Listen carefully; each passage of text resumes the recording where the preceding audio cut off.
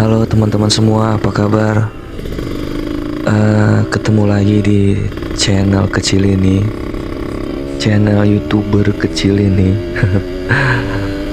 Oh ya, sekarang agak susah ya buat reading karena cuacanya itu nggak pasti. Kadang hujan, kadang panas gitu. Jadi agak susah buat reading. Buat bikin vlog sambil reading itu agak susah lah. Oh ya, salam dulu. Assalamualaikum warahmatullahi wabarakatuh. Buat teman-teman, eh, cukup cuaca aja yang nggak pasti. Kalau hati dia jangan. Nah, di video kali ini saya pengen ngomong tentang worth it mana sih, 150 cc 4 tak atau 150 cc 2 tak. Karena kan sering ya saya lihat di forum gitu, dua pengguna benda ini saling baku hantam di komen. Dari yang 4 tak sama yang 2 tak itu sering ya saya lihat. Nah, di video kali ini saya pengen ngomong ya, worth it mana sih menurut saya. Jadi sekali lagi ini opini pribadi saya ya, gitu. Jadi kalaupun teman-teman merasa ini video enggak masuk ya sama teman-teman, ya di skip aja lah.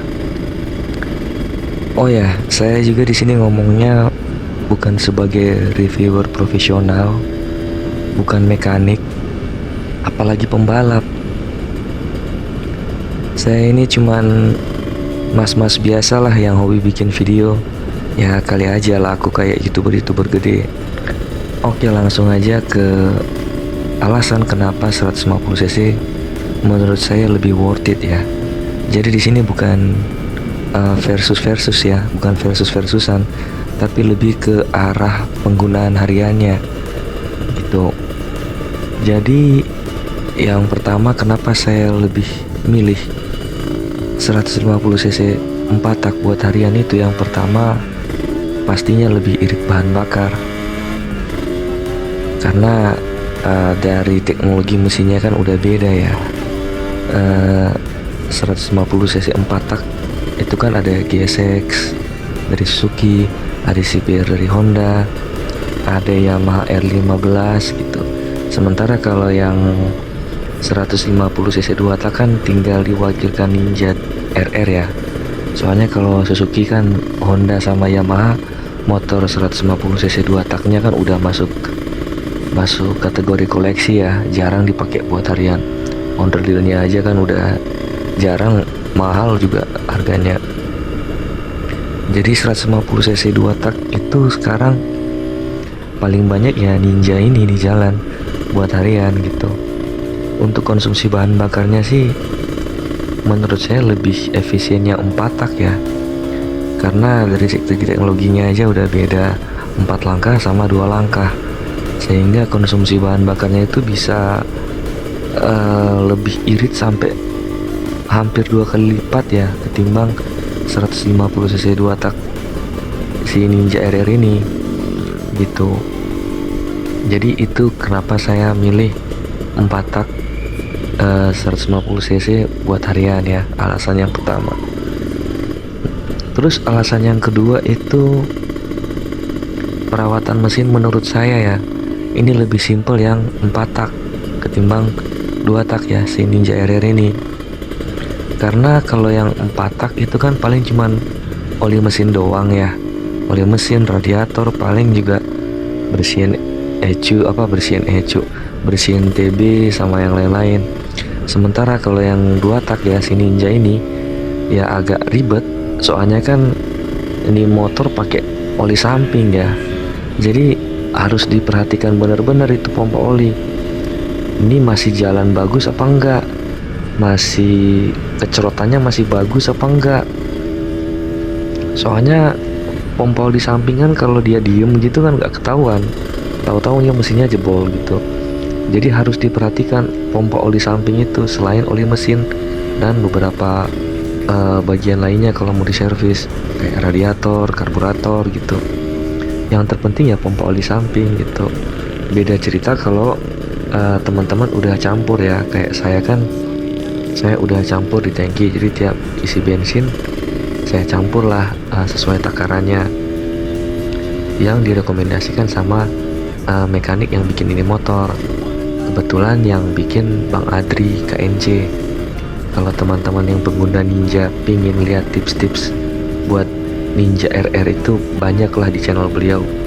Beliau udah termasuk salah satu suhu lah di jagat Ninja RR gitu.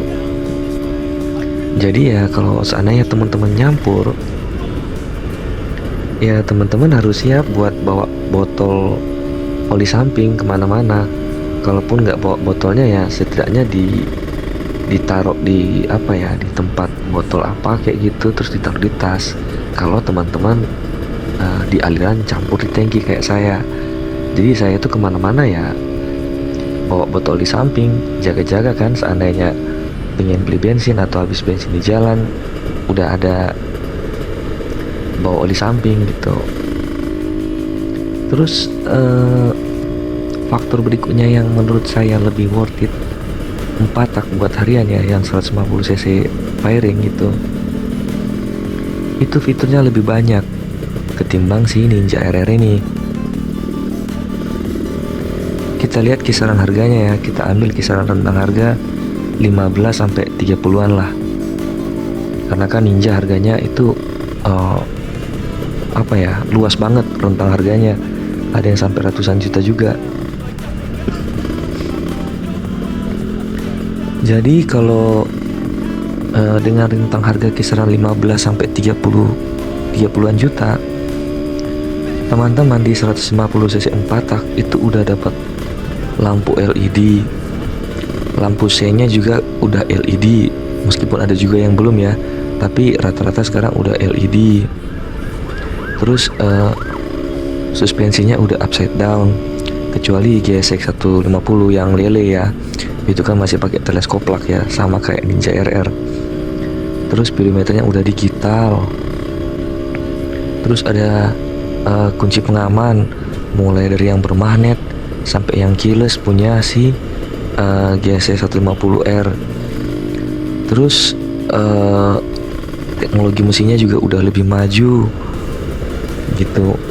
Sementara Ninja RR kalau teman-teman di kisaran 15 sampai 30-an lah, biasanya ya lampunya masih balon lampu, speedometernya masih analog gitu, nggak ada kunci pengamannya juga. Jadi motornya itu rawan kalau diparkir lama di luar, rawan digondol maling. Jadi dengan kisaran rentang harga segitu, teman-teman itu udah banyak lah perbedaan fiturnya yang didapat gitu. Terus untuk faktor berikutnya ya, kenapa saya milih motor 4 tak buat harian ketimbang motor 2 tak, itu di tampilannya sih. Memang sih tampilan itu kan selera ya. Saya juga kan nggak bohong kalau tampilan Ninja itu emang masih keren sampai sekarang, masih sporty lah, timeless desainnya. Tapi kita juga nggak bisa bohong kalau tampilan 150 cc 4 tak yang sekarang itu juga keren-keren kayak moge gitu, meskipun kopong ya. Sekali lagi sorry ya, meskipun saya bilang kopong gitu, kecuali untuk GSX sih. Kalau GSX body sama mesinnya memang padat ya. Kalau untuk CBR sama R15 bentuknya emang moge look banget lah, udah upside down, bodinya gede, itu udah mantep banget lah. Kelihatannya tuh kalau bawa nih motor berasa kayak bawa R1 ya kalau yang mau R15. Terus kalau bawa CBR 150R itu yang baru itu udah kayak bawa motor 250 cc RR ya, CBR 250 RR gitu. Udah kayak bawa motor gede kalau lihat dari bodinya. Jadi menambah tingkat kepedean lah di jalan kalau dari desain bodinya ya. Tapi sekali lagi ini selera sih. Ini menurut opini pribadi saya gitu. Jadi faktor berikutnya ya desain bodinya itu keren. Jadi itu kalau dipakai harian, dipakai kerja, dipakai kuliah, dipakai sekolah, itu tingkat kepedean bisa naik lah. Apalagi kalau yang dibonceng di belakangnya itu kan bohai ya. Weh, makin hedon aja tuh motor. Karena apalagi yang R15 V3 ya sama yang V4 itu bokongnya kan seksi. Terus yang boncengnya juga bokongnya semok. Weh, makin kelihatan caam deh itu motor. Gitu. Terus untuk faktor berikutnya ya menurut saya, kenapa 150cc 4 tak itu lebih worth it buat harian. Buat modifnya itu nggak seberat Ninja RR menurut saya ya. Karena 150cc 4 tak, contohnya kayak R15 ya, yang V3 aja ya, nggak usah yang V4, yang V3 aja, itu tinggal ganti knalpot, pasang footstep, udah keren tuh motor. Tinggal tambah perintilan-perintilan kecil. Kayak contoh kan knalpot ya sejutaan, footstepnya sekitar 300 sampai 500-an. Itu udah keren tuh motor. Ditambah ganti ban ya, ban sejutaan lah, pakai Corsa atau Pirelli gitu. Dinaikin satu step aja dari pabrikannya. Bagian belakang kayak 140 atau 150. Itu motor udah kelihatan semok. Tinggal pasangin lowering kit di bagian belakang ya buat R15. Itu motor udah semok banget lah kalau dilihat, udah keren lah menurut saya. Nggak sampai 5 juta lah, paling sekitar 2-3 juta tuh motor udah keren. Kalau buat Ninja RR tidak semurah itu Ferguson. Buat tampilan, buat kelihatan keren di jalan, itu yang pertama catnya harus kinclong. Kalau nggak teman-teman main dekal. Yang kedua, knalpot Ninja sekitar sejutaan lah. Terus footstep, yang lain-lain sesuai selera sih. Kalau saya kebetulan kan lagi bosan pakai speedometer yang ori ya, jadi saya ganti yang digital ala-ala Koso lah gitu. Terus saya painting juga biar kinclong. Terus ganti yang lain-lain biar kelihatan eye-catching di jalan. Tapi dengan dengan resikonya ya modifnya lebih banyak ketimbang 150cc 4 tak gitu.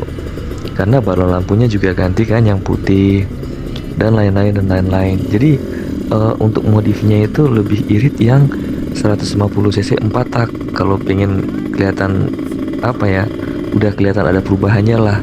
Sementara untuk Ninja RR menurut saya loh ya, ini menurut saya harus lebih harus lebih ada effort lah biar kelihatan keren di jalan. Terus faktor yang menurut saya itu cukup penting ya, bukan cukup ya, penting banget lah kalau seandainya buat dipakai harian, itu emisi gas buang bro. Jadi waktu itu pemerintah kan pernah menerapkan aturan uji emisi gas buang untuk kendaraan bermotor. Itu banyak banget Ninja RR yang kena, karena emang udah nggak lulus standar uji emisi ya. Meskipun ada juga yang lolos, tapi kebanyakan enggak. Apalagi yang udah portingan ya, kayak punya saya ini kan udah portingan, karbonnya juga udah diganti gitu. Jadi pasti nggak bakalan lolos ya kalau uji emisi. Sekarang mungkin udah nggak diterapkan lagi aturan kayak gitu. Tetapi seandainya diterapkan lagi dan motornya cuman ini doang, cuman punya Ninja RR doang, itu pasti bakalan bikin pusing lah kalau buat pakai harian. Jadi menurut saya faktor berikutnya emisi ini saya lebih milih 4 tak kalau buat harian gitu. Terus faktor berikutnya yang menurut saya penting juga ya, kenapa saya pilih 4 tak buat harian yang 150cc firing ya ketimbang si Ninja RR ini, itu kalau agak lama nggak dinyalain agak bandel sih kalau hidup Ninja RR. Kalau motor lain kan ya kayak GSX atau R15 atau CBR gitu, ditinggalin beberapa hari nggak dinyalain atau seminggu lah nggak dinyalain, paling pas mau dinyalain kan tinggal cek aki, pencet udah nyala. Kalaupun pengen aman ditinggal lama, cabut baterai udah ditinggal balik pasang lagi udah nyala. Kalau Ninja RR Tidak semudah itu Fabio. Harus ada ritualnya gitu. Tapi mungkin ada juga teman-teman yang punya Ninja RR, jadi tinggal lama sekali start langsung nyala ya, berarti motornya mantap lah, keren. Tapi kebetulan kalau punya saya, seminggu itu nggak dinyalain. Kalau buat dinyalain itu, waduh, betis auto olahraga bray. Ngengkolnya itu, waduh. Terus ada ritualnya juga, dicok dulu atau karbunya ditutupin dulu, dipancing-pancing dulu biar bisa nyala.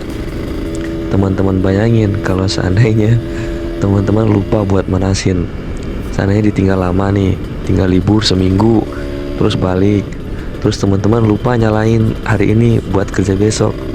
Pas besoknya mau pakai kerja, teman-teman harus direpotkan lagi buat ngengkol-ngengkol ini mesin biar nyala gitu. Jadi agak ribet lah kalau buat dipakai harian. Terus faktor yang terakhir kenapa saya pilih 150 cc 4 tak buat harian, saya rekomendasikan ya, saya rekom buat harian ketimbang 2 tak. Itu nggak ada electric starter. Jadi motor 150 cc sport ya, firing zaman sekarang kan udah nggak ada pakai kickstarter nih, tinggal electric starter doang. Jadi kalaupun nggak nyala tinggal di step gitu. Kalau 150 cc yang 2 tak si Ninja RR ini kan harus ngengkol bos. Itu harus apa ya, harus ada effort dulu lah, perjuangan dulu buat nyalain. Apalagi kalau yang pakai cewek gitu kan, sekarang juga udah banyak ya cewek-cewek gitu hobi pakai motor sport firing, mulai dari yang 150 sampai 250. Tapi jarang sih saya lihat cewek itu tahan ya buat ngengkol-ngengkol Ninja RR. Soalnya kalau dia udah bandel nyala, itu bisa bikin betis jadi pegel sih, auto olahraga betis pastinya. Tapi kalau cewek kan gampang ya, paling kalau seandainya lagi susah diengkol, tinggal manggil aja mamang-mamang di jalan, mas bantuin ngengkolnya mas. Apalagi kalau ceweknya yang bawa itu kan pakai legging, bodinya bohai, enak dilihat dah, pasti mas-masnya bakalan ngengkol segenap jiwa dan raga kan, bener-bener dah nih motor harus nyala gitu. Sementara kalau 150 cc 4 tak kan tinggal pencet doang nyala gitu. Kalaupun mogok ada masalah, berarti ya baterainya atau ya perawatannya kurang bagus. Intinya ya memang perlu effort lah buat nyalain mesin Ninja RR ini, atau mesin 150 cc 2 tak gitu. Jadi segitu aja video kali ini dari saya. Semoga ini bisa jadi bahan pertimbangan lah buat teman-teman kalau seandainya pingin beli motor sport 150 cc buat harian. Ya siapa tahu dari video ini bisa nambah apa ya, pertimbangan lah buat teman-teman. Kalaupun teman-teman nggak setuju ya udah dislike aja atau skip aja video ini. Oke, segitu aja videonya, dan jangan lupa ya, kalau modif motor yang proper, hormati sesama pengguna jalan dan warga di sekitar, biar nggak dimaki-maki dan disumpahin kalau lagi jalan.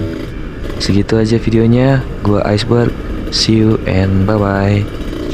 I know you told your friend you're not okay, and tell me what's wrong and why you never said you felt that way.